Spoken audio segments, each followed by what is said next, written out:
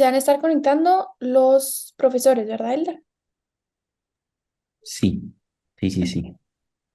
¿Y Arturo está presencial ahí en el colegio? No, no, no. Ah, perfecto. Porque me habías dicho el tema de que después van a hacer una actividad. Sí, tenemos pensado luego cerrar con una actividad presencial, Bien, pero aún bien, no. Ajá, es en perfecto, marzo. perfecto. Yo ya planteé para las dos reuniones, para este y para el pitch, que básicamente están relacionadas las dos actividades. Así que, Sí, eh, buenísimo, va a ser, yo creo que va a estar muy bueno. es lo que me gusta a mí de las clases de Ignacio, que están muy conectadas. Pero Sí, bueno, sí, yo ahorita no se han mentido. Tenemos ahí un tiempito. intento para que todo el proceso de aprendizaje sea completo, que haya algo de producción propia. Porque si no escuchamos sí, sí, sí, sí, qué bueno, y cuando uno tiene que empezar a producirlo, ahí se queda, empieza a hacer agua, Ujú, decimos acá en Argentina. sí.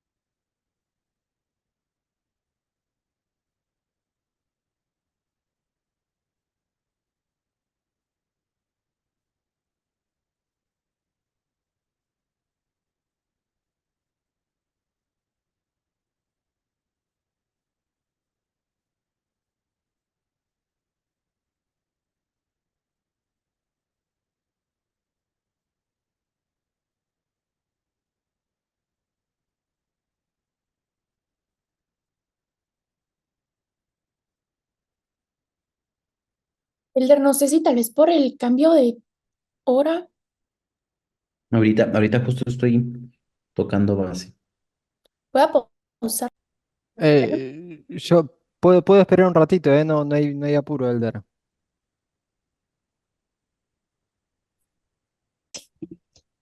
Bueno, entonces gracias a todos por acompañarnos hoy.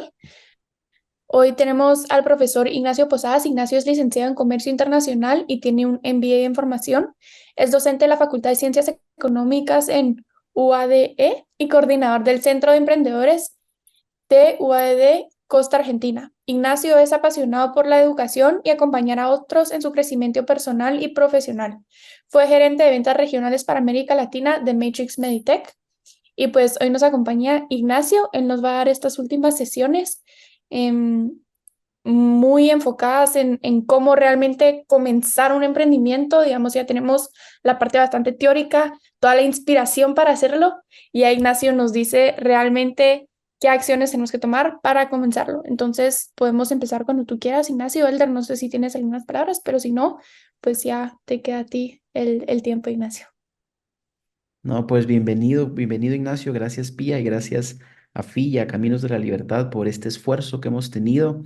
Ya 7 sesiones muy buenas, así que estamos seguros que estas últimas dos van a estar muy, muy buenas y ya pues he tenido el gusto de conocer a Ignacio y Pía también ya nos dijo que nos va a dar esas herramientas que nos hacen falta. Así que ustedes que están viendo estas últimas 2 sesiones, aprovechen y saquen todo lo que puedan para poder obtener lo mejor de estas sesiones. Gracias, Ignacio. Bienvenido.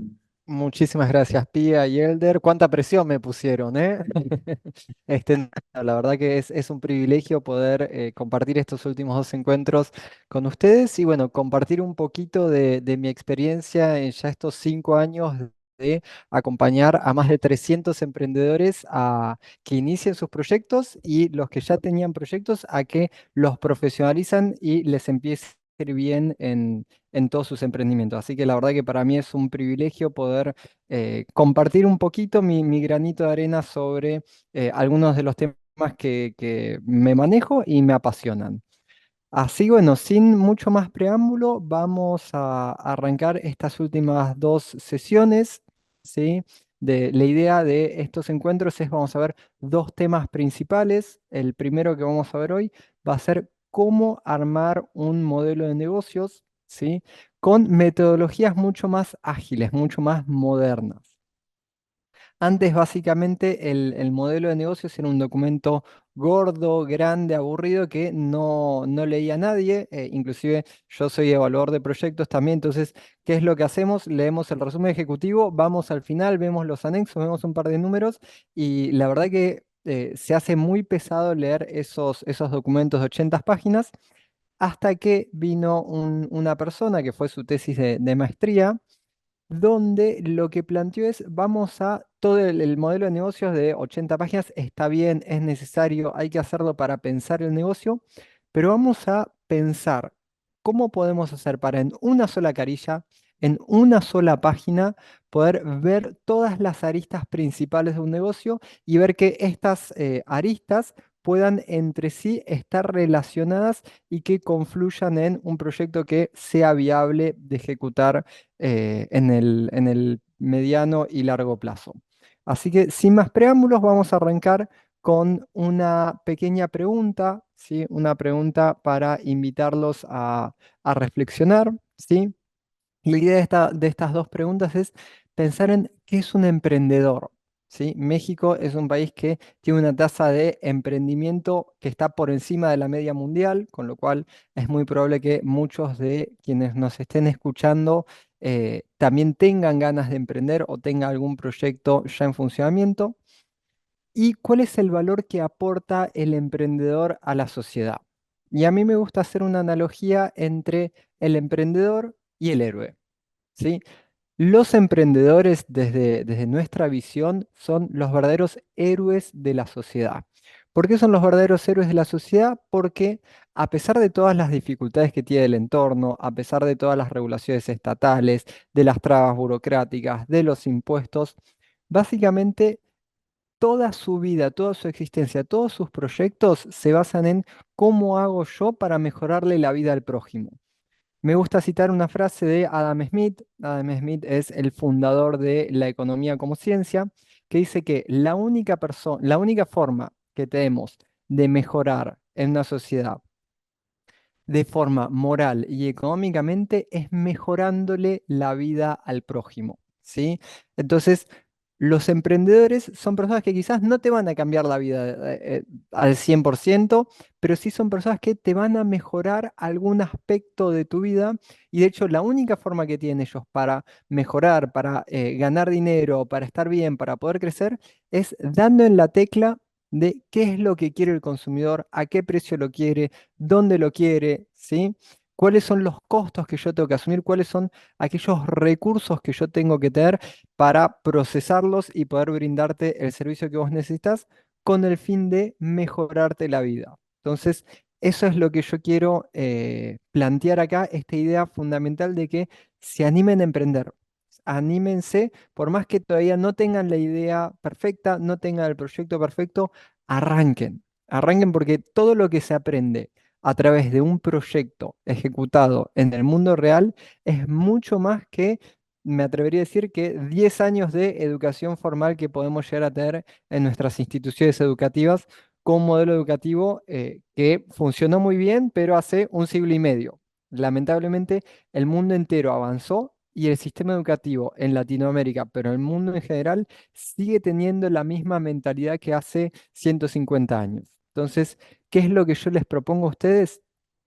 Aprendan a través de la acción, aprendan a través de emprender, ¿sí? A través de salir al mercado, de armar un equipo, armar una sociedad y empezar a proyectar un emprendimiento, ¿sí?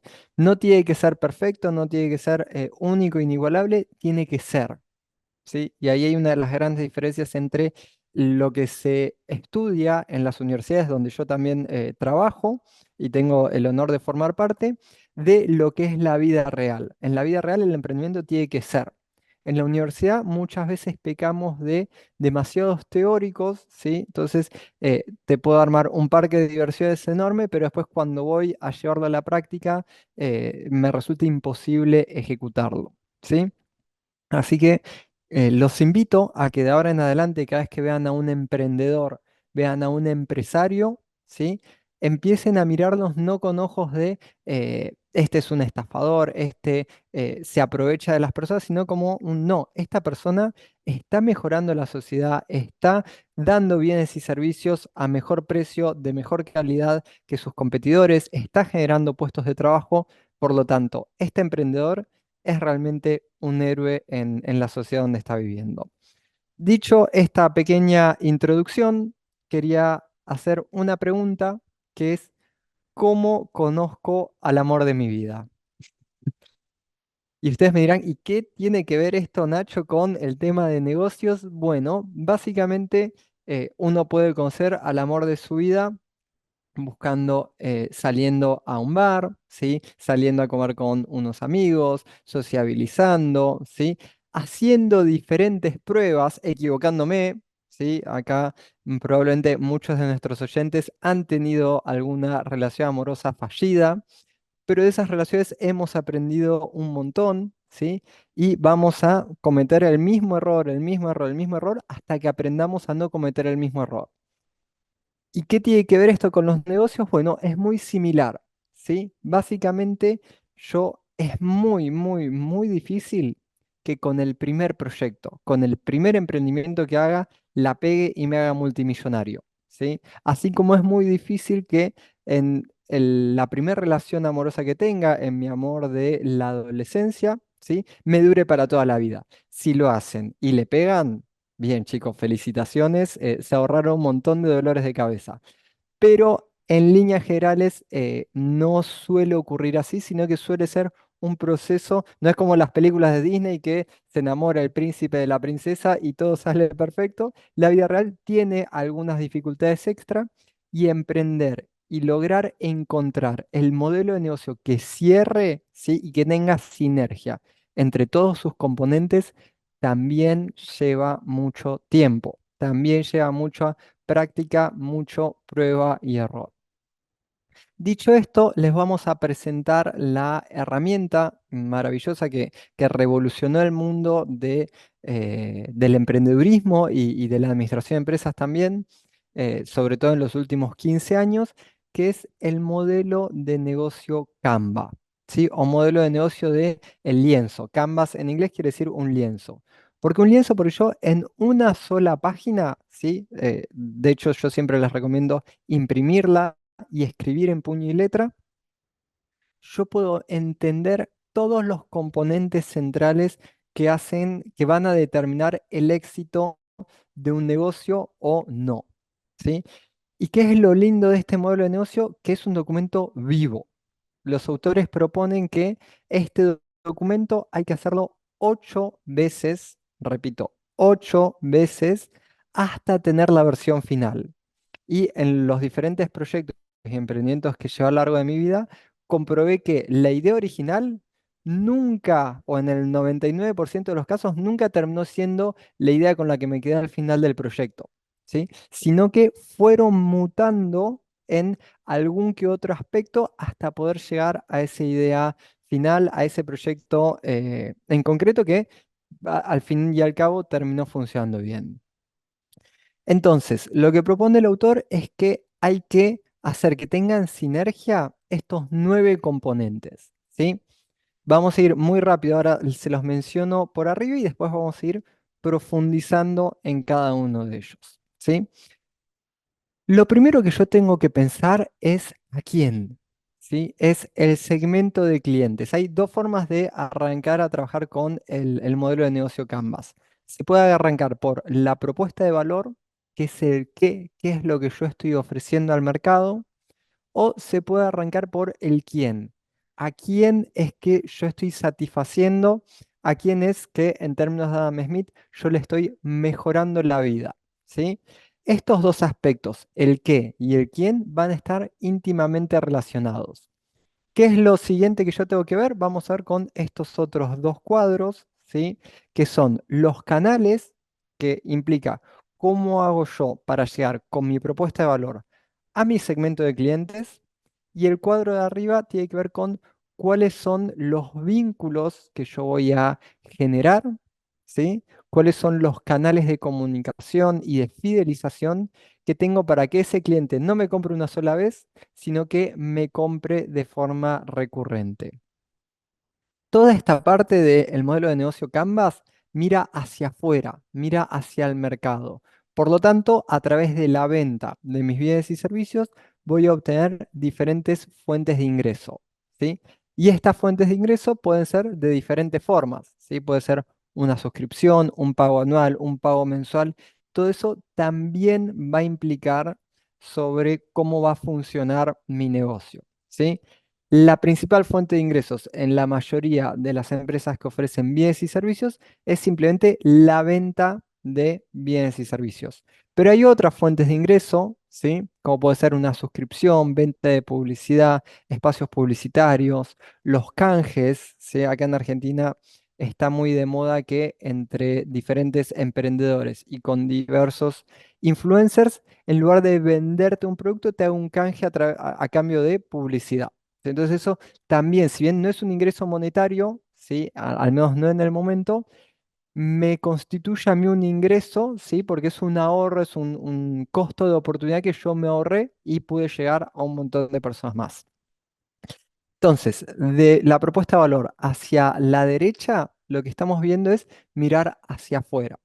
Y después lo que yo tengo que hacer es, de la propuesta de valor hacia la izquierda, empezar a mirar hacia adentro, ¿sí?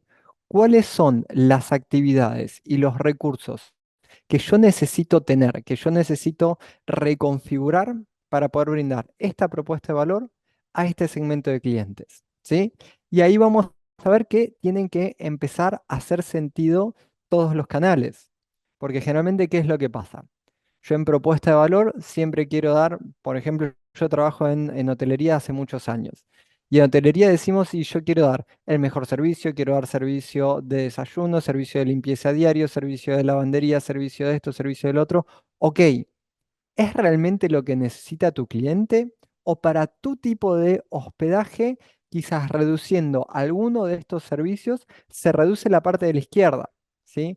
Porque brindar lavandería implica un costo. Tengo que tener los lavarropas, tengo que tener el espacio, tengo que tener el recurso humano, tengo que tener los productos químicos, el jabón, la lavandina, etcétera. Por lo tanto, a lo que voy con esta parte es que si bien en la propuesta de valor siempre queremos dar de todo, por ejemplo, uno de los temas que se pone en la propuesta de valor es el tema del delivery y el envío incluido. Cuando empezamos a mirar hacia adentro, sí que es lo que hace la parte de la izquierda del modelo de negocio, empezamos a ver que todas estas cosas que nosotros queríamos dentro de nuestra propuesta de valor implican un montón de actividades y recursos extra que no necesariamente cuento con ellos o no necesariamente aportan el valor suficiente como para que justifiquen que yo haga, por ejemplo, un envío gratuito. ¿Sí? A la izquierda de todo tenemos algunos socios clave, ¿sí? A mí, para acá hay una mala traducción al español, más que socio, a mí me gusta pensar como un aliado clave, ¿sí? ¿Cuáles son aquellas personas o instituciones que sin formar parte de mi empresa contribuyen a que yo pueda laburar? Laburar en Argentina es trabajar para poder dar esta propuesta de valor a este segmento de clientes. Por lo tanto, todo esto de acá a la izquierda a mí me va a generar costes, ¿sí? Tener una moto me va a generar costes, los recursos humanos me van a generar costes, alquilar un local, la luz, el gas, etcétera, todo eso me va a generar a mí un montón de costos que tengo que tenerlos en cuenta, porque acá les tiro algo que veo en el día a día. Gran parte de los proyectos fracasa por subestimar los costos más que por sobreestimar los ingresos, ¿sí? Entonces, en la parte de costos hay que afinar el lápiz, ¿sí? Y hacer muy prolijo todos los costos que me va a generar este proyecto para ver si realmente balancea entre los costos y los ingresos que voy a tener. A priori, si mis ingresos son menores que mis costos, me voy a fundir, ¿sí? A corto plazo puedo mantenerlo por alguna estrategia de penetración de mercado, vender por debajo del costo para darme a conocer, pero a largo plazo es insostenible, ¿sí? Así que bueno, hecha esta pequeña introducción, vamos a ir profundizando en cada uno de estos 9 cuadros y vamos a pensar qué es lo que nosotros vamos a cranear, qué es lo que nosotros vamos a poner en cada uno de estos cuadros. Algo que es importante, este modelo de negocio, la magia que tiene es que hay que ser conciso, hay que ir al grano, ¿sí? No hace falta que tenga palabras pomposas, ¿sí? Palabras rimbombantes, decimos acá. Básicamente, lo que tengo que hacer es ser preciso e ir al grano, que eso en los modelos de negocio tradicionales solemos extendernos mucho más. El Canva lo que dice es todo el piripipí, borrémoslo. Vamos al grano a qué es lo que vos realmente das. Por lo tanto, el espacio es reducido. ¿Sí? Yo recomiendo esto, imprimirlo en una hoja A4 de forma horizontal, de forma paisada, y completarlo de puño y letra. ¿Sí? Vamos entonces con el primero de los cuadros. Dijimos que todos los emprendimientos mejoran la vida a una persona. Entonces, yo lo primero que tengo que preguntarme es, ¿a quién le tengo que yo mejorar la vida? ¿Sí? Y eso le vamos a llamar, en términos de negocio, quién va a ser mi segmento de clientes. ¿Sí? ¿A quién va dirigido? ¿Qué necesidades tiene esta persona sin resolver? ¿Sí? Y acá vamos a hacer una radiografía lo más detallada posible de a quién es esta persona, ¿sí? Vamos a primero empezar con variables más duras, más fáciles de identificar, como la edad, el sexo, dónde vive, ¿sí? Y después vamos a, que esas me van a achicar mucho el espectro, pero después, básicamente lo que termina de definir si me compran a mí o si le compra a la competencia, tiene que ver con las variables blandas, que depende con la persona en sí. ¿Sí? Que ya tiene que ver con los gustos, los hábitos, las preferencias, si tiene alguna preferencia alimentaria, por ejemplo. Acá en Argentina se está estudiando que hay aproximadamente 1 millón de celíacos, ¿sí? Con lo cual es un mercado muy, muy amplio y es un mercado que está muy mal atendido en Argentina. Hay pocos productos, son feos y son extremadamente caros. Así que a número gordo, comparando la población de México con Argentina, a una estimación puede haber 3 millones de celíacos en México. ¿Sí? No tengo el dato exacto, pero eso es un segmento de mercado muy interesante. Ahora, yo puedo llegar a esos 3 millones de celíacos y probablemente no. Por lo tanto, tengo que empezar a reducir mi segmento de clientes a aquellas personas que yo efectivamente pueda llegar. ¿Sí? Entonces, ¿qué es lo que yo recomiendo?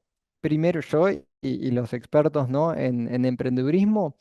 Primero, trabajar en un área pequeña, ¿sí? En un área de influencia, le llamamos área de influencia primaria, que es donde yo puedo salir físicamente, personalmente, a resolver los problemas. Y en ese resolver los problemas voy adquiriendo el aprendizaje necesario para una vez que el modelo de negocio está cerrado, recién ahí empezar a escalar y empezar a crecer. Otro error muy habitual en los emprendedores es querer crecer antes de tener esto definido. ¿Sí? Si yo todavía no lo hice 8 veces, 8 veces pueden ser 5, pueden ser 7, pueden ser 10.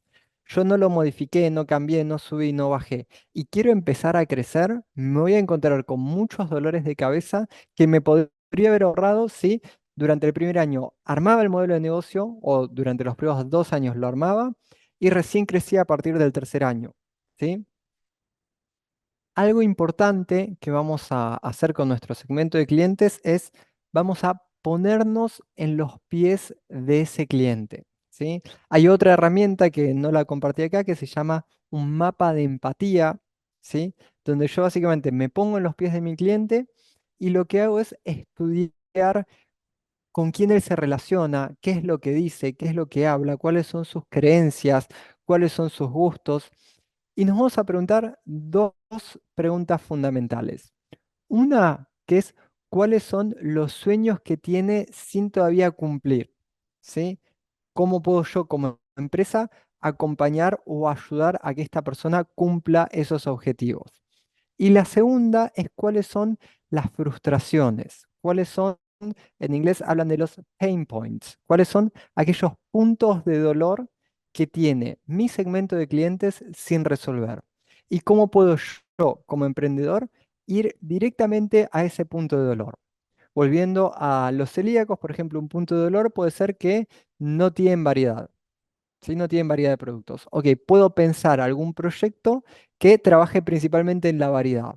O puede ser que otro punto de dolor diferente sea que son productos extremadamente caros. Entonces puedo pensar en algún emprendimiento, alguna línea de productos que sean accesibles a todo el público.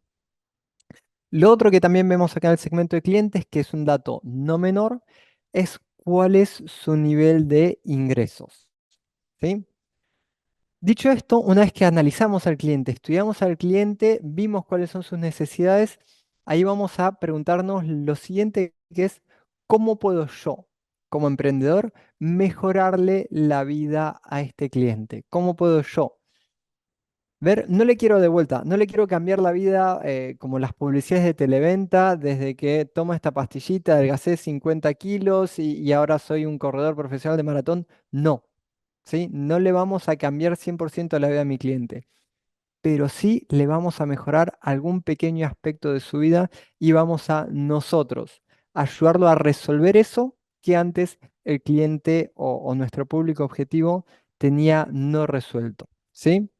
Y lo que me voy a preguntar acá es, generalmente va a haber otros competidores en el mercado, ¿sí? Generalmente no soy el primero, de hecho, el 90% de las innovaciones ocurren cuando yo mejoro algo que ya está, algo que ya existía, más que yo cree algo de cero totalmente nuevo. ¿Sí? Entonces, lo que me voy a preguntar acá es cómo hago yo para, teniendo en cuenta todos los demás competidores del mercado, diferenciarme, ser único, ser distinto, ser especial, ¿sí? Probablemente me puedo diferenciar por la calidad del producto, pero también me puedo diferenciar por el precio, me puedo diferenciar por la accesibilidad, por hacer envíos, ¿sí? Tengo varias formas por la atención al cliente, tengo varias formas de yo diferenciarme del servicio que dan los demás. Después vamos a ir al tercer cuadro, que es el que va a unir la propuesta de valor. El tercer y el cuarto cuadro unen la propuesta de valor con el segmento de clientes. Entonces, lo que me voy a preguntar acá es cómo hago yo para fidelizar a mis clientes, ¿sí? ¿Cómo hago yo para mejorar este vínculo y que el cliente no me compre una sola vez, sino que me compre de forma recurrente? Hay un estudio que muestra que adquirir un nuevo cliente cuesta 6 veces más que mantener un cliente ya existente. ¿Sí? Entonces, nosotros como emprendedores lo que tenemos que obsesionarnos es cómo hago yo para que este cliente no me compre una sola vez, sino que me vuelva y me vuelva y me vuelva y me vuelva a comprar. ¿Sí? Tengo diferentes formas. Puedo pensar en programas de fidelización, como hacen muchos bancos, como hacen muchos supermercados, tarjetas de beneficio, personalización de los clientes, de los productos, ¿sí? Brindar información, conversar, conocerlos. Algo muy, muy importante es escuchar a sus clientes. Muchas veces los clientes tienen la solución a un problema que nosotros ni siquiera se nos había ocurrido que era un problema, ¿sí? Entonces nos puede ahorrar un montón de tiempo hablar con el cliente, estar en contacto con él, fidelizarlo y ver cómo hago yo para seguir mejorando constantemente. Lo otro que también tengo que pensar acá en el marketing relacional o cómo hago yo para vincularme con mis clientes es qué tengo que hacer yo en caso de falla. Tarde o temprano nos vamos a equivocar, ¿sí? Es parte del proceso de aprendizaje. El que no se equivoca no aprende, ¿sí? Otro de los defectos de nuestro sistema educativo que castiga el error. No, el error está buenísimo, el error es necesario, pero lo que me tengo que preguntar es qué hago yo cuando me equivoco. Bueno, tener ya pensado un pequeño plan, un pequeño protocolo de qué hago cuando yo meto la pata. ¿Sí? Le mandé un producto que estaba equivocado. Bueno, actúo lo más rápido posible y acá también hay otros estudios que muestran que un cliente se fideliza mucho más cuando le resuelvo un problema por un error mío que cuando simplemente le vendo de forma recurrente. ¿Sí? Ahora, no se equivoquen a propósito para decir te mando, te enmiendo el problema. No, la idea es intentar reducir los errores de forma sistemática lo más posible, pero como somos seres humanos, tarde o temprano algún error vamos a tener. Entonces, lo que tenemos que pensar acá es cómo hago yo como emprendedor para cuando pase, enmendar esa situación y cuidar el vínculo con mi cliente.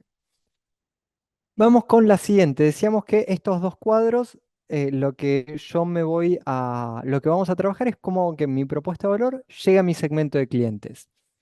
El de arriba vimos cómo me relaciono y ahora lo que yo tengo que ver es cómo hago yo para que físicamente, en caso de que venda algún producto o servicio, haga que mi producto llegue hasta las manos del cliente, ¿sí? Acá tenemos diferentes, en marketing le llamamos canales, ¿sí? Un canal tiene que ver con cuál es la cantidad de intermediarios que hacen, ¿sí? Que intervienen en el proceso de hacer que este producto llegue desde, por ejemplo, este paquete de pastillas, llegue desde la fábrica hasta el kiosquito de la universidad donde yo lo acabo de conseguir en menos de un minuto. Y de vuelta, como decía Ludwig von Mises, uno de los grandes economistas austríacos, nosotros tenemos que obsesionarnos con el cliente, ¿sí? Tenemos que pensar todo el tiempo en base a el cliente. Lo que me tengo que preguntar acá en Canales es, ¿cómo hago yo? Perdón, ¿cuáles son los esfuerzos que tiene que realizar mi cliente para poder obtener mi producto? ¿Sí? ¿Y cómo hago yo como empresa para minimizar esa cantidad de esfuerzos que tienen que hacer? ¿Sí? ¿Qué es lo que recomiendo? Pensar no de la empresa hacia el cliente, sino al revés, pensar del cliente hacia atrás, hacia la empresa. Entonces, vemos para poner un ejemplo sencillo y que quede claro. Yo soy fabricante de estas pastillas, ¿sí? Entonces, me pregunto el consumidor, ¿dónde es que para la empresa hacerme llegar de Halls, de Mondelez? Mondelez es una de las grandes empresas de alimentos del mundo que me llegue directamente a mi casa, esto es carísimo, es extremadamente caro, sería totalmente ineficiente. Entonces, lo que hacen los expertos de marketing y de logística de Mondelez o de Halls es pensar, acá vamos al último cuadrito de acá abajo. Este es un canal indirecto largo, ¿sí? Porque tiene más de un intermediario. ¿Dónde es que yo como consumidor compro esto? Y yo lo compro en un kiosco. Bueno, ¿y el kiosco dónde lo compra? Y el kiosco lo compra en el mayorista. Entonces, yo como productor no tengo que llegar a todos los kioscos, no tengo que llegar a la mano de todos los clientes. Yo simplemente con llegar al mayorista, que sé que después el minorista va a ir a comprarle, ya tengo resuelto el tema de la distribución, ¿sí? Sí tengo que considerar que conforme más intermediarios tenga, uno, va a aumentar más el valor al que le llega el producto final al cliente y dos, a medida que va pasando el producto por los diferentes intermediarios, yo como empresa voy perdiendo control, ¿sí? Así que de vuelta, la parte de canales tiene que estar en armonía con los otros 8 cuadros del modelo de negocio Canvas, ¿sí? Como les comentaba al principio, acá a la derecha de todo esto que estuvimos haciendo, ¿sí? De pensar a quién, qué, cómo hago para que llegue, básicamente que estoy mirando hacia afuera me va a generar ingresos, ¿sí? Y de vuelta, me tengo que, como dice Mises, obsesionar con el cliente. Y yo no me tengo que preguntar, ¿cuánto me cuesta a mí producirlo? No, ojo que si yo pienso así, es muy probable que quede fuera del mercado. Yo antes de pensar cuánto me cuesta a mí producirlo y en base a eso agregarle un margen, tengo que preguntarme cuánto es que mi cliente está dispuesto a pagar y en base a cuánto es que mi cliente está dispuesto a pagar, es que yo tengo que hacer hacia atrás mi estructura de costos. Esto lo descubrió el fundador de la escuela austríaca, Karl Menger, y le llamó el principio de imputación. Así que el que esté interesado en temas de economía, esto es un debate, lo resolvió hace 150 años, pero sigue estando vigente Y es muy normal que entre los emprendedores, que no tienen por qué leer a Karl Menger, lo que hagan sea costear el producto y en base a eso agregarle un margen. Bueno, lo que yo los invito hoy, que ya saben que existe este tipo que se llamó Menger, que descubrió que el proceso es al revés, que empiecen a preguntarse cuánto está dispuesto mi cliente a pagar por este producto y en base a eso pienso mi estructura de costos, ¿sí? ¿Qué es lo otro que me pregunto acá? ¿Cuál es la frecuencia de cobro, ¿sí? que yo tengo para con mi producto? Por ejemplo, voy a cobrar únicamente por la venta unitaria, voy a hacer un plan de suscripción mensual, voy a hacer una suscripción anual, que si pagas a principio de año te hago un descuento de 2 meses, ¿sí? Voy a pensar en un fee mensual. Todo esto tengo que yo empezar a pensarlo y empezar a ponerle cabeza. Y de vuelta, quizás la primera vez se me ocurra que me paguen todos los meses, pero después me voy dando cuenta que yo tengo un servicio. Esto pasa mucho con los servicios. Un gimnasio, por ejemplo, y espero a que mi cliente me pague todos los meses.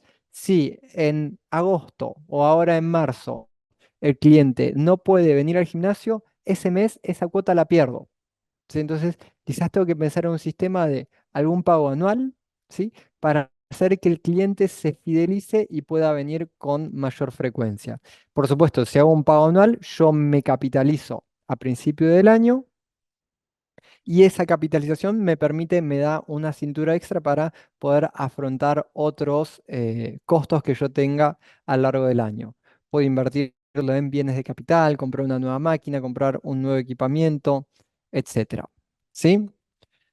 Entonces, hasta acá estuvimos viendo hacia afuera, hacia el mercado. Entonces, lo que yo me tengo que preguntar ahora es, bueno, tengo que empezar a pensar hacia adentro. ¿Sí? ¿Qué es todo lo que yo tengo que hacer para que esta propuesta de valor llegue a este público objetivo? ¿Sí? Entonces, tengo que pensar, producción, lo principal, ¿sí?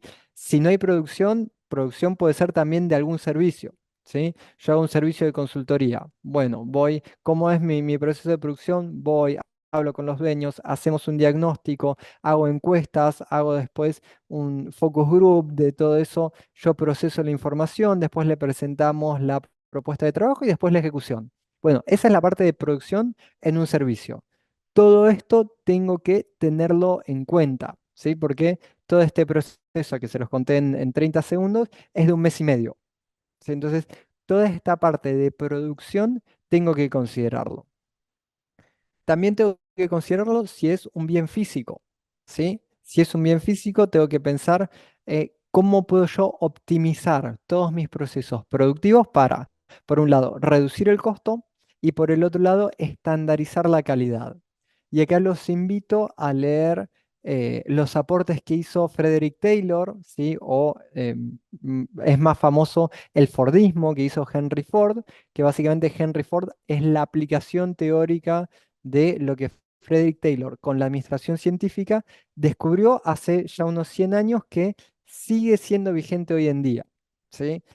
Los estudiantes de las carreras de administración, de marketing, etcétera, lo estudian bastante en profundidad porque sigue vigente hoy en día, más de 120 años después, los aportes que hizo Taylor. ¿Sí?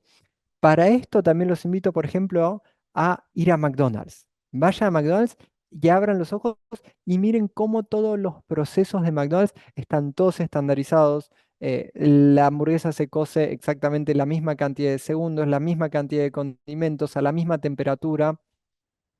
Y hablando de McDonald's, también los invito a ver la película de Hambre de Poder, que es la que cuenta la historia de cómo se fundó McDonald's y cómo llegó a ser el imperio que es hoy en día.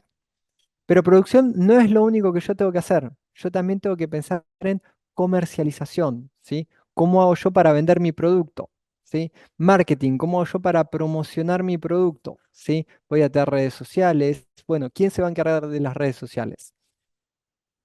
Y esto me va a indicar, por ejemplo, cuáles son los recursos que yo necesito para poder llevar adelante todas estas actividades. ¿Sí? Entonces, si yo voy a contratar a un community manager para que me lleve las redes, En el siguiente cuadro, ¿sí? Que es el que está abajo de este, tengo que pensar en cuáles son los recursos que yo tengo que tener a mi disposición para llevar adelante un proyecto.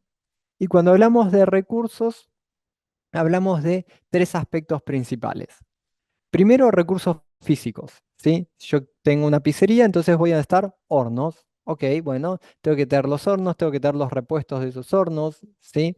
Tengo que tener la materia prima, tengo que tener la mozzarella, la harina, el aceite, la sal, etcétera. Tengo que tener un local. Todos estos son recursos físicos, ¿sí? Que yo los puedo, son palpables, los puedo tomar. Más importante aún que el recurso físico es el recurso humano, ¿sí?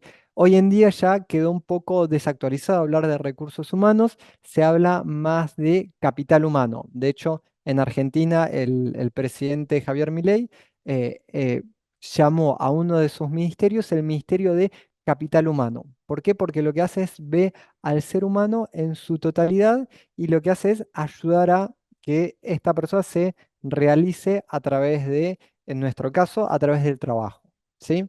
Cuando pensamos en recursos humanos, pensamos en qué personas nosotros necesitamos para poder llevar adelante mi proyecto. ¿Qué conocimiento tiene que tener esta persona? ¿Cuántas personas necesito? Toda la estructura, todo el organigrama de mi empresa. ¿Necesita tener las mismas capacidades? ¿Necesita tener los mismos conocimientos? No, probablemente un maestro pisero, ¿sí? Tenga conocimientos que no necesito tener tres maestros piseros. Con un maestro pisero y dos ayudantes de cocina, estoy sobrado, ¿sí? Entonces, ¿cuáles son las personas que yo necesito y cuántas personas necesito? Por último, cuando hablamos de recursos financieros, básicamente es cuánto dinero yo necesito para llevar adelante mi proyecto, ¿sí? En un inicio, también tengo que preguntarme si estos recursos financieros van a ser capital propio, es decir, los voy a sacar yo de mi bolsillo, o si van a ser a través de la toma de deuda, ¿sí? Si yo me endeudo, tengo que preguntarme a qué tasa. ¿Sí? ¿Cuál es el plazo y cuál es el monto que me van a dar para yo planificar cómo puedo ir devolviendo con los futuros flujos de caja que vaya generando mi empresa, mi emprendimiento, a este capital que no es propio, sino que es prestado, ¿sí?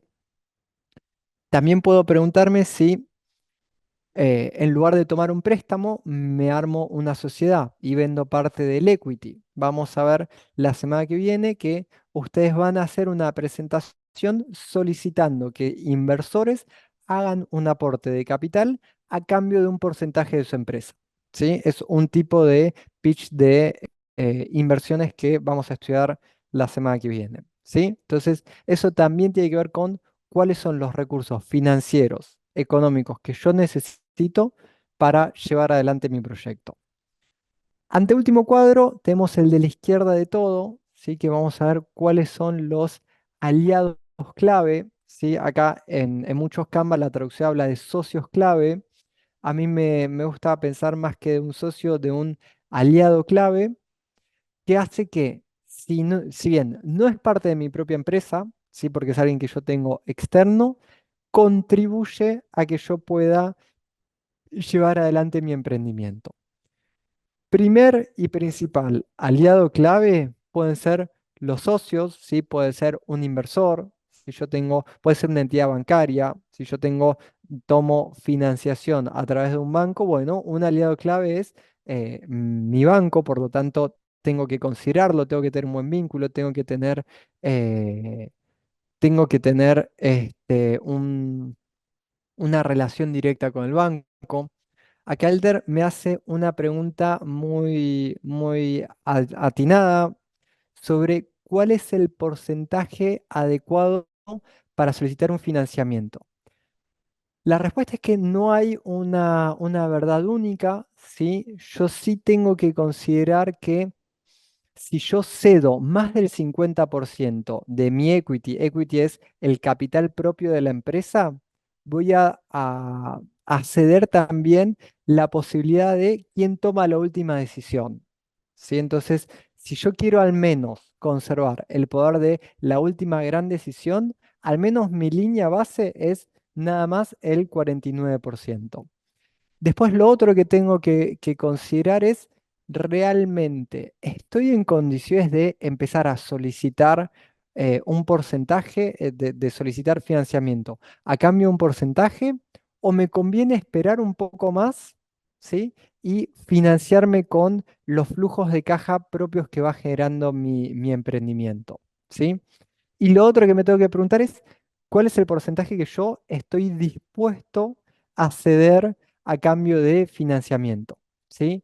De vuelta, no hay una respuesta única y que aplique a todos los proyectos, sino que también hay que considerar sobre todo esto.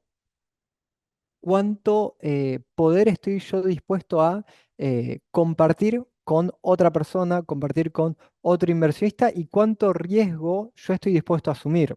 ¿Sí? ¿Por qué? Porque si yo lo hago todo con capital propio, el riesgo es, ok, perdí los ahorros que invertí en este proyecto. Si me va mal, ¿no? En el peor de los casos.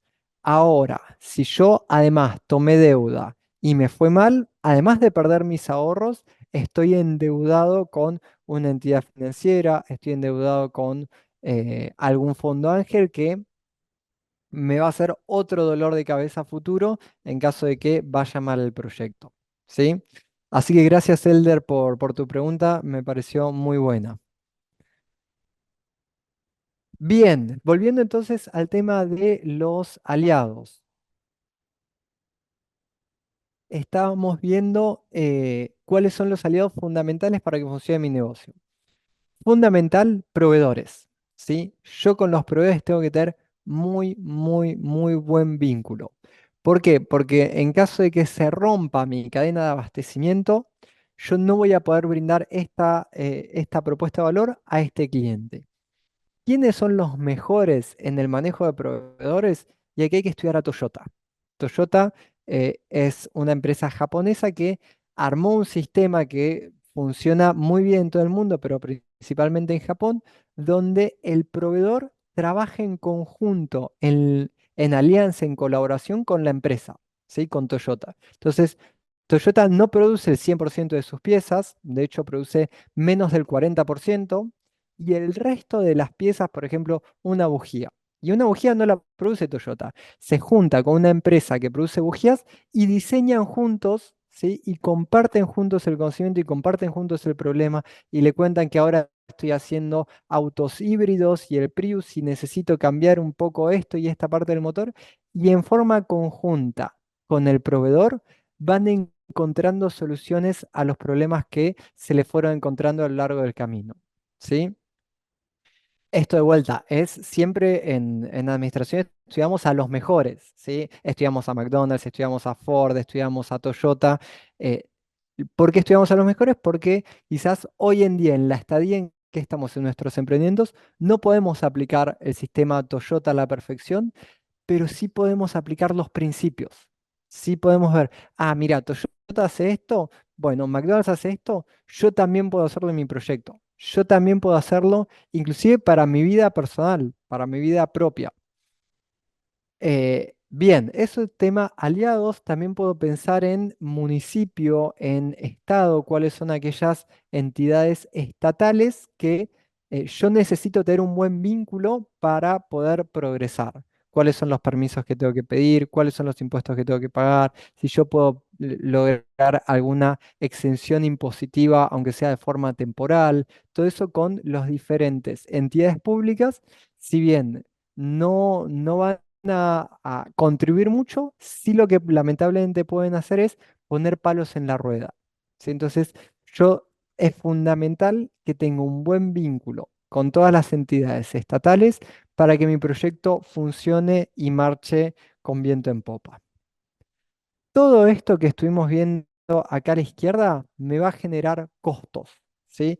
Todo esto que yo estoy mirando hacia adentro, lo que me va a generar son un montón de costos que son necesarios para que yo pueda llevar esta propuesta de valor a este segmento de clientes, ¿sí? Los costos se dividen en dos grandes grupos. Los costos fijos son aquellos que yo tengo que pagar independientemente de mi nivel de ventas, ¿sí? Esto quiere decir, yo vendo una pizza o vendo 1000 pizzas, ¿sí? Los sueldos los tengo que pagar igual, el alquiler lo tengo que pagar igual, los impuestos municipales los tengo que pagar igual, ¿sí? Hay un montón de costos que yo, independientemente de mi nivel de ventas, los tengo que incurrir igual, ¿sí? Cuanto yo más venda, lo que voy a hacer con los costos fijos es distribuirlo en cada vez una mayor cantidad de bienes y servicios, ¿sí? Los costos variables tienen que ver con cuáles son aquellos costos que sí varían conforme aumentan mis ventas. Volviendo al caso de las pizzas, ¿sí? Si yo vendo 0 pizzas, mi costo de mozzarella, mi costo de harina, mi costo de sal es cero. ¿Sí? Conforme yo voy vendiendo más pizzas, va aumentando mi costo de mozzarella, mi costo de harina, mi costo de sal, etcétera. Esos son los costos variables, ¿sí? Esto también con FI damos una charla donde les enseñamos a trabajar esto que vemos ahora en 2 minutos. Le dedicamos una hora para que ustedes entiendan todos los componentes que incluyen estos costos fijos y costos variables y cómo pueden afectar a la rentabilidad de mi proyecto. Dicho esto, lo importante del modelo de negocio Canvas es que todos estos 9 cuadros tengan consistencia entre sí, ¿sí? Que si yo pienso, ok, voy a tener delivery propio, ¿sí? Porque pienso que mi propuesta de valor y en menos de 24 horas, ¿sí? Mi cliente espera ese servicio, por lo tanto, yo quiero en menos de 24 horas llegar a cualquier parte de México. Ok, me encanta la propuesta de valor, me parece un servicio al cliente alucinante. Ahora, eso coincide con todo lo que yo tengo que tener hacia atrás, ¿sí? Porque si quiero entregar en menos de 24 horas, tengo que probablemente hacer una muy buena alianza con empresas de correos, ¿sí? Tenga que los costos, este sería un costo variable, el costo de envío unitario, vamos a ver que van a ser altísimos, ¿sí? O tengo que poner mi producto en alguna plataforma como Amazon o como Mercado Libre, ¿sí? Para que mi producto funcione bien, por lo tanto, mi socio clave en ese aspecto va a ser Amazon, ¿sí? O puedo ver que quizás mi cliente no necesariamente necesita que el producto llegue en 24 horas porque es un producto no perecedero, porque no tiene urgencia. Por lo tanto, probablemente esa estructura de costos extra me la ahorre, ¿sí? Quiero hacer el delivery en al menos 72 horas, ok, tengo mucho más margen yo para poder trabajar, ¿sí? Quiero trabajar con anticipación, puedo hacerlo. Ahora, quiero hacer delivery, por ejemplo, en moto en tal barrio de la Ciudad de México y bueno, tengo que pensar que voy a necesitar. Dentro de los recursos voy a estar una moto, ¿sí? Voy a necesitar pagarle un seguro, voy a necesitar alguien que maneje esa moto, voy a necesitar que la moto encima tenga una caja. Por lo tanto, todos estos recursos clave van a afectar a mi estructura de costos, ¿sí? E insisto en esta idea que les comenté hace un rato que la gran mayoría de los proyectos fracasa por subestimar los costos más que por sobreestimar las ventas. ¿Sí? Entonces, nosotros cuando pensemos en un negocio, pensemos en que todos estos 9 cuadros tengan sinergia entre sí. Y de vuelta, no le voy a pegar a la primera. Esto es algo vivo. Esto es algo que conforme va pasando el tiempo, yo tengo que ir mejorándolo, ¿sí? E ir cambiando. Bueno, el delivery en 24 horas no funcionó. Ok, vamos a reducir este costo y vamos a cambiar cómo me vinculo con el cliente y cuáles son los canales de distribución, ¿sí? Y ahí jugamos. Esto también, por ejemplo, en una empresa que yo hago consultoría, tienen un pizarrón que se los hice comprar yo y armamos y estuve durante 2 meses en el pizarrón, un pizarrón como este que tengo acá atrás, donde cambiaban y borrábamos y poníamos hasta que llegamos a el modelo de negocios que le cerró a los dueños. Y eso que era una empresa que viene trabajando hace 30 años, ¿sí? Aún así, cuando uno lo tiene bien visual, puede ir modificando cosas que uno daba por hecho, porque siempre lo hicimos así. Bueno, eso se podía mejorar, ¿sí? Así que algunas reflexiones que podemos hacer en base a este modelo de negocios, ¿sí? ¿En qué puedo mejorar? Siempre en algo se puede mejorar. Todo proceso es mejorable. ¿Es escalable? ¿Es replicable este modelo de negocio? ¿Cómo hago yo para crecer? Yo crezco a través de franquicia, a través de sucursales propias. ¿Qué pasa si yo me voy de vacaciones? ¿Mi negocio funciona igual o no? ¿Puedo automatizar alguna tarea? ¿Puedo delegarla? ¿Tengo el equipo necesario? ¿Tengo el conocimiento necesario? ¿Qué tengo que cambiar? ¿Qué tengo que mejorar para que mi proyecto siga funcionando y pueda llegar a crecer? ¿Sí? Así que estamos en hora para pensar una actividad de cierre que después van a ejecutar con Arturo. Básicamente, la actividad de hoy y la de la semana que viene van a estar relacionadas, ¿sí? ¿Qué es lo que les propongo? Que se reúnan en grupos de 3 a 6 integrantes, eso lo terminan de definir con Arturo, ¿sí? Y que busquen dentro de Amazon o Mercado Libre, la plataforma que a ustedes más les guste, algún producto innovador, ¿sí? Y ustedes van a actuar como si fueran los fundadores de dicho proyecto, ¿sí?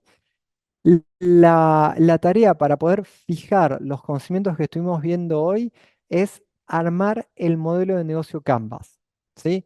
Poder pensar en estos 9 componentes y que estos 9 componentes tengan sinergia entre sí. La semana que viene les voy adelantando, ustedes van a tener que presentar frente a un grupo de inversores que también va a ser Arturo, así que Arturo va a tener varios sombreros puestos el mismo proyecto con las particularidades que vamos a ver sobre oratoria y pitch y presentación de negocios frente a un grupo de inversores. Así bueno, dicho esto, Elder Pía, fue un placer haber compartido esta horita con ustedes. Y bueno, quedo abiertos a cualquier devolución que me hagan ustedes y los chicos. Estás muteada, Pía. Muchas gracias, Ignacio. Si alguien tiene una duda, puede ponerla tanto en el chat o pueden levantar su mano para que yo les dé permiso de usar el micrófono. Entonces, Buenísimo, aquí les gracias. damos unos minutitos si quieren escribir su duda o si quieren levantar su mano.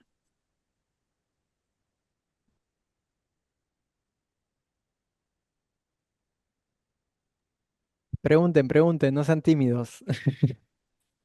A ver, si no hay preguntas todavía, yo quiero que Ignacio nos pueda repetir esa frase que a mí me encantó, la frase de los costos y las proyecciones de venta. Ignacio, por favor, ¿podrías ahondar solo un poquito más? Nunca había escuchado una frase tan realista y que creo que tiene mucha relevancia para el tema que estás compartiendo. Sí, sí, básicamente la frase dice que la mayoría de los proyectos fracasa porque subestiman los costos más que por sobreestimar las ventas, ¿sí? Dentro de los costos, yo acá siempre digo, en Argentina decimos hay que afilar el lápiz, ¿sí? Porque uno dice, voy a vender pizza y tengo nada más el costo de la harina, el agua, el aceite y la sal. Bueno, no, eso es lo que se ve. Después, uno cuando empieza a afilar el lápiz se da cuenta que tiene que pagar un local, se da cuenta que tiene que mantener los hornos, es decir, hay un costo de mantenimiento que si uno no lo tenía presente, lo voy a tener que sacar de mi bolsillo. Hay un costo de rotura, por ejemplo, de materias primas, de materiales. Hay un costo de desperdicio, que eso también hay que considerarlo dentro de los costos. Un costo del seguro, ¿sí? Si yo tengo de vuelta la motito, quiero hacer el delivery. Y bueno, tengo que tener el seguro de la moto, tengo que pagar la patente, los impuestos municipales, tengo que pagar la nafta de la motito, ¿sí? El petróleo, el combustible. Si yo no consideré el combustible dentro de mis costos, cuando termine a fin de mes y mire la billetera, me voy a dar cuenta que tengo mucha menos plata de la que se supone que debería tener, ¿sí? Entonces, algo que es muy, muy recomendable es afinar el lápiz y empezar a buscar todos los costos ocultos, todos los costos que no surgen a la luz. Otro de estos grandes costos es el tema impositivo, ¿sí? Acá en Argentina tenemos más de 150 impuestos, ¿sí? Del Estado nacional, provincial y municipal. Entonces, todos esos impuestos, cuando uno hace sus proyecciones, generalmente no los considera y la verdad que terminan sumando un volumen muy importante que si yo no lo tuve en cuenta al principio de mi proyecto, que tenía que pagar más o menos un 40% de mis ingresos eh, presentados en blanco en costos y me voy a fundir, ¿sí? Porque yo eso no lo trasladé al precio, por lo tanto, cuando yo a fin de año haga mis cuentas o a fin de mes haga mis cuentas, me doy cuenta que no le puedo pagar el sueldo a los empleados. Así que gracias, Elder, por la pregunta. Es algo que veo todos los días cuando asesoramos emprendedores. Ahora Ignacio pregunta, ¿tú tienes alguna recomendación para nuestros alumnos? Porque al final, pues con el ejercicio que vamos a hacer en la actividad, tanto de la siguiente sesión como la actividad presencial que tendremos en Ciudad de México, pues cómo poder ordenar todos estos costos. ¿Cómo crees tú o qué consejos nos podrías dar para nuestros alumnos pues que están en primer grado de bachillerato? Que tú nos pudieras decir así como, bueno, háganlo en un Excel o primero háganlo muy rústicamente en papel lápiz. ¿Cómo crees tú que sería como el primer acercamiento para elaborar esta estructura de costes que creo que es fundamental para precisamente decir, bueno, ¿tengo éxito o no tengo éxito? Bien, me encantó la pregunta. Yo soy fanático de Excel. Yo para hacer 2 más 2 lo hago mentalmente, 2 más 3 ya abro una planilla de Excel. Y la magia de Excel, además, por ejemplo, algo que en Argentina tenemos una inflación de el más del 100% anual. Entonces, los costos me van cambiando todo el tiempo. Nosotros para el emprendimiento hemos armado un Excel donde yo subo el último precio y me actualiza de forma automática todos los costos. Si yo tuviera que hacer eso a mano por cada aumento que tengo, me vuelvo loco. Básicamente, mis 40 horas semanales de laburo en el proyecto se van a dedicar únicamente a recostear el proyecto y voy a estar siempre atrasado. ¿Sí? Entonces, Excel es fundamental, es una herramienta poderosísima y si todavía no lo manejan, les recomiendo Excel es fundamental, es fundamental. Hay cursos gratuitos en YouTube, hay cursos gratuitos en Internet, ni siquiera tengo que pagar. Hoy para laburar, para trabajar en empresas es casi un requisito básico, fundamental para llevar adelante cualquier proyecto, cualquier emprendimiento. Y respecto a lo otro, preguntar, ¿hay algún colega, hay algún padre, hay algún amigo, hay algún tío que trabaje ya? Pregunten, adquieran ese conocimiento que es práctico, que es tácito, que está en la cabeza del emprendedor, que lo más probable es que tenga ganas de compartirlo, ¿sí? Preguntar. Y hay un mito también que a mí me gusta rebatir, que es el que dice que las ideas no hay que compartirlas porque si yo la comparto el otro me la puede robar. Bueno, sí, compartan todas las ideas. Cuando armen el proyecto de negocio Canva, vayan con el grupo al lado y digan, critíquenmelo, vean qué es lo que puede fallar de esto, qué puedo mejorar, ¿sí? Las ideas cuando uno las comparte y cuando uno las ve desde diferentes ángulos, desde diferentes puntos de vista, probablemente va a encontrar cosas que uno no las consideraba, ¿sí? Y probablemente el compartir esa idea me va a ahorrar muchos dolores de cabeza a futuro. Así que compartan siempre las ideas, porque además, si ustedes tienen la idea del millón y la verdad que nadie le va a poner la pasión, nadie le va a poner el amor que ustedes mismos le van a poner a su proyecto.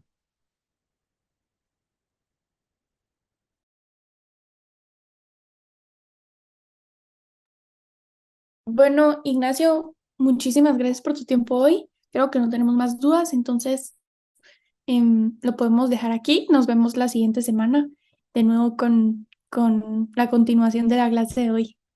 Muchísimas Muchísimas gracias. gracias, Pía. Gracias, Bye. Elder. Nos vemos la semana que viene. Gracias, chicos. Muchas gracias. Bye.